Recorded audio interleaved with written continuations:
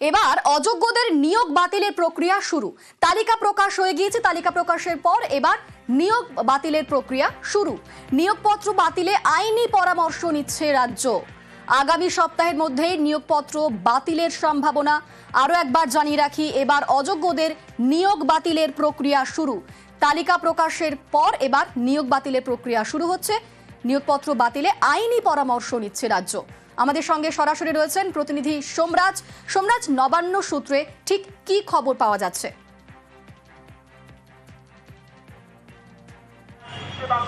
দেখো, গত শনিবারই অযোগ্যদের তালিকা প্রকাশ করেছে স্কুল সার্ভিস কমিশন। মোট 1806 জনের তালিকা প্রকাশ করা হয়েছে। এবার তাদের অ্যাপয়েন্টমেন্ট লেটার বা নিয়োগপত্রগুলি বাতিল করার প্রক্রিয়া শুরু করা হয়েছে রাজ্যের তরফে। ইতিমধ্যেই আইনি মতামত নেওয়ার প্রক্রিয়া শুরু হয়েছে। নবান্নের শীর্ষ স্তরের আধিকারিকরা মনে করছেন সেই আইনি মতামত চলে আসার পরেই আগামী সপ্তাহেই নিয়োগপত্র বাতিল করে দেওয়া হতে পারে, সেই সম্ভাবনার কথাই উঠে আসছে। তবে শুধুমাত্র নিয়োগপত্র বাতিল নয়, বেতন ফেরত কিভাবে নেওয়া হবে তা নিয়েও আইনি মতামত নেওয়ার প্রক্রিয়া শুরু হয়েছে। তুমি জানো, সুপ্রিম কোর্টের নির্দেশ ছিল যে অযোগ্যদের নিয়োগপত্রগুলি বাতিল করে দিতে হবে, তাদের থেকে বেতন ফেরত নিতে হবে। দুটি প্রক্রিয়া নিয়েই আইনি মতামত নেওয়ার প্রক্রিয়া শুরু করা হয়েছে রাজ্যের তরফে। ইতিমধ্যেই গতকাল এই বিষয় নিয়ে বিস্তারিত আলোচনাও হয়েছে, বৈঠকও হয়েছে বলেই সূত্র মারফত জানা যাচ্ছে। মনে করা হচ্ছে আগামী সপ্তাহের মধ্যেই এই বিষয় নিয়ে চূড়ান্ত সিদ্ধান্ত নিয়ে নেওয়া হবে। তবে কিভাবে বেতন ফেরত নেওয়া হবে অযোগ্যদের থেকে সেই নিয়ে আইনি মতামত নেওয়া হচ্ছে। অযোগ্যদের অ্যাপয়েন্টমেন্ট লেটারগুলি কিভাবে বাতিল হবে তা নিয়ে আইনি মতামত নেওয়া হচ্ছে। কারণ একটাই, যাতে একে কেন্দ্র করে ফের কোনো জটিলতা তৈরি না হয়, তাই আইনি মতামত নেওয়ার পরেই আগামী সপ্তাহে চূড়ান্ত সিদ্ধান্ত নেওয়া হবে বলেই নবান্ন সূত্রে জানা যাচ্ছে। বেশ, ধন্যবাদ সোমরাজ।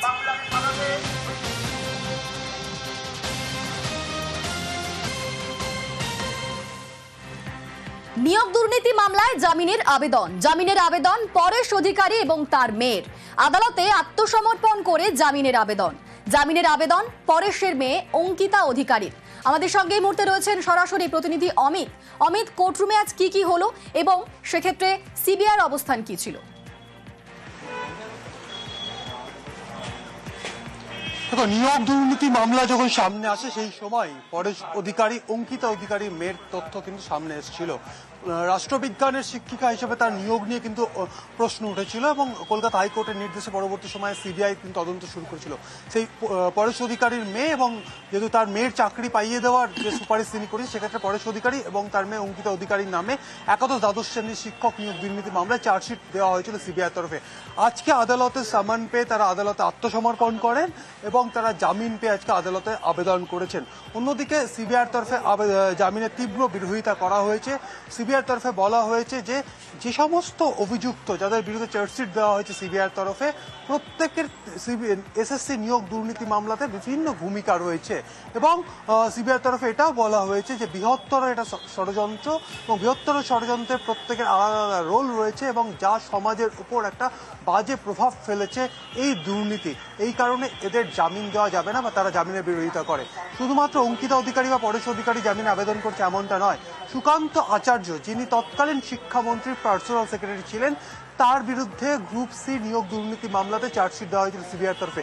তিনিও আজকে আলিপুর আদালতে তিনি আত্মসমর্পণ করেছেন এবং তার তরফে জামিনের আবেদন করা হয়েছে। শান্তি প্রসাদ সিনহা, এসপি সিনহার কথা তুমি জানবো যে এসএসসি উপদেষ্টা কমিটির মাথায় তিনি ছিলেন।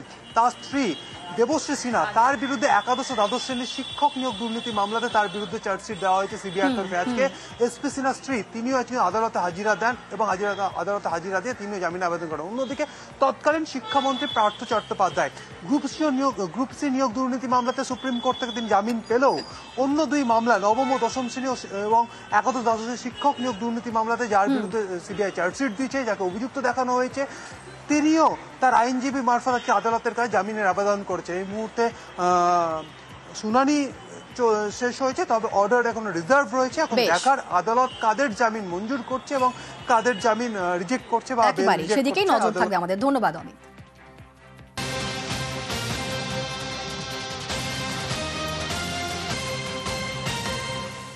এবার নজর রাখবো মালদায় সালিশির নামে টাকা দাবি, অপহরণ। হরিশ্চন্দ্রপুরে সিভিক ভলেন্টিয়ারের বিরুদ্ধে অভিযোগ উঠছে। স্বামী স্ত্রীর বিবাদ মেটাতে সালিশি সভা আর বিবাদ মেটাতে 2 লক্ষ টাকা চাওয়ার অভিযোগ। ঠিক কি অভিযোগ উঠছে একবার শুনি। ভাইকে নিয়ে যে কিডনিক বিক্রি করে দেবে বলেছিল, আর 2 লাখ টাকার চাপও দিয়েছিল। যাই হোক, তারিকুল মেম্বার, তারপর তারিকুল মেম্বার আমাকে রেলগেটের ধার থেকে আমাকে ফোন করে আর বলে যে তুই যদি কেস না উঠাস তাহলে তোর বড় ক্ষতি হবে। কারণ অপহরণের যেটা অভিযোগ করেছিলেন এই কারণেই আজকে আগুন লাগিয়ে দিয়েছে এমনটাই মনে করছেন? হ্যাঁ, দোকানের আশায় আমার 4টা বাচ্চা আছে, আমি বাচ্চাকে কিভাবে পড়াশোনা করাবো, কিভাবে খাওয়াবো। আমাদের সঙ্গে সরাসরি রয়েছেন প্রতিনিধি সেবক। একাধিক অভিযোগ উঠছে সিভিক ভলেন্টিয়ার বিরুদ্ধে, এখনো পর্যন্ত কোনো পদক্ষেপ করা হয়েছে কি?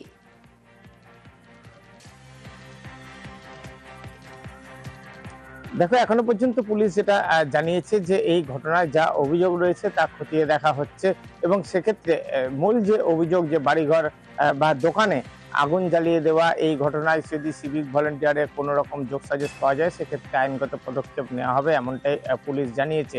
এই সিভিক ভলেন্টিয়ার তারিক আনোয়ার মালদহের হরিশ্চন্দ্রপুরের নারায়ণপুরে একটি স্বামী স্ত্রী বিবাদের ঘটনায় তিনি সালিসি সভা বসান বলে পরিবারের অভিযোগ, এবং এই সালিসি সভায় 2 লক্ষ টাকা দাবি করা হয়। তিনি সিভিক ভলেন্টিয়ারের পাশাপাশি স্থানীয় তৃণমূল পঞ্চায়েত সদস্য, তার স্বামী অর্থাৎ তার স্ত্রী পঞ্চায়েত সদস্য, তিনি যে রাজনৈতিক ক্ষমতা সেই ক্ষমতাও বলেও এলাকায় প্রভাব সৃষ্টি করে রেখেছেন, এমনটা যে অভিযোগ উঠেছে। এবং এই ঘটনায় 2 লক্ষ টাকা চাওয়ার পর সেই টাকা না পেয়ে যে যুবককে নিয়ে সালিসি সভা তাকে থানায় নিয়ে যাওয়ার নাম করে অপহরণ করা হয়, সেই অভিযোগও এই সিভিক ভলেন্টিয়ার তারিকের বিরুদ্ধে। শুধু তাই নয়, পুলিশ তাকে উদ্ধার করে নিয়ে আসার পর অভিযোগপত্র থেকে তার নাম তুলে দিতে হবে এমনটাই দাবি করা হচ্ছিল, এমনটাই হুমকি দেওয়া হচ্ছিল এই পরিবারকে, কিন্তু তারা নাম সরাননি। এরপরেই তাদেরকে বলা হয়েছিল পরিবারে ক্ষতি নেমে আসবে ভয়াবহ। এরপরেই আগুনে পুড়ে যাওয়া দোকান, এতেই মনে করা হচ্ছে যে তারিক আনোয়ারের কোনো যোগসাজশ থাকতে পারে এই অগ্নিকাণ্ডের সঙ্গে, এমনটাই বলছেন এই পরিবার। আর এই ঘটনাকে ঘিরে শুরু হয়েছে হইচই, যদিও এই সিভিক ভলেন্টিয়ার যাবতীয় অভিযোগ একেবারেই সেবক এই সমস্ত অভিযোগ অস্বীকার করেছেন সিভিক ভলেন্টিয়ার। এই ধরনের ঘটনা আমিও সকালে গিয়ে দেখেছি, কিন্তু এটা একদম মানা যায় না। যদি কেউ বা কারা করে থাকে, একদম মন নাই, এটাকে আমি সাপোর্ট করছি না। যদি কেউ করে থাকে এর তদন্ত হোক, আর উপযুক্ত শাস্তি আমিও চাই। কিন্তু আমার উপরে কেন করছে, আমার উপরে কোনো ষড়যন্ত্র থাকে বা কেন করছে সেটা বলতে পারছি। কিন্তু তাহলে আপনার বিরুদ্ধে অপহরণের একটা অভিযোগ তুলেছিল এর আগে কিছুদিন আগে। ওটাও ভিত্তিহীন, ওটাও তদন্ত হোক। ওটা তো আমি বলছি যে আমি সবসময় সাপোর্ট, আমি এগুলো একই নাই, আমার এগুলো কোনো কোনোদিন রেপোর্টও নাই, এগুলো কাজ কোনোদিন জীবনও হয়নি আমার। আর এই গোটা ঘটনায় শুরু হয়েছে রাজনৈতিক চাপানুতর। মারছে তৃণমূল, মরছে তৃণমূল। কোন তৃণমূল মারছে? প্রভাবশালী তৃণমূল মারছে। আশ্চর্যজনক, ভাবতে পারছেন? আয়ে দিন তৃণমূলের নেতা কর্মীরা সালিসি সভা বসাচ্ছেন। ওনাদেরকে অনুমতিটা দিল কে? টাকার বিনিময়ে সালিসি সভা বসাচ্ছেন। দুর্ভাগ্যজনক ব্যাপার হরিশ্চন্দ্রপুরবাসীর। কি হয়েছে এটা রাজনৈতিকভাবে জানা সবার পক্ষে সম্ভব নয়। করবে, আমরা তো প্রথম থেকে দলের স্ট্যান্ড পরিষ্কার। আইন যেখানে যে ভঙ্গ করবে সে যে দলেরই হোক না, পুলিশ ব্যবস্থা নেবে, এটা আমাদের পরিষ্কার